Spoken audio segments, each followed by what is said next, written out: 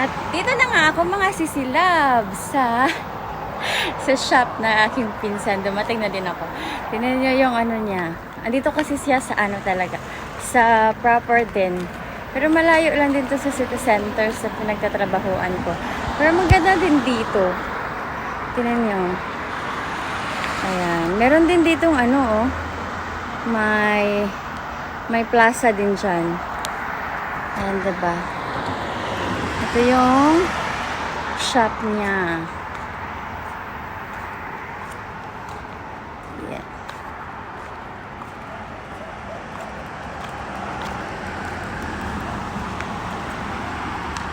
Ayan yung shop niya, mga sisilabs. Itong katabi niya, sirado na. Kasi anong oras na ngayon? 11 o'clock, mga sisilabs.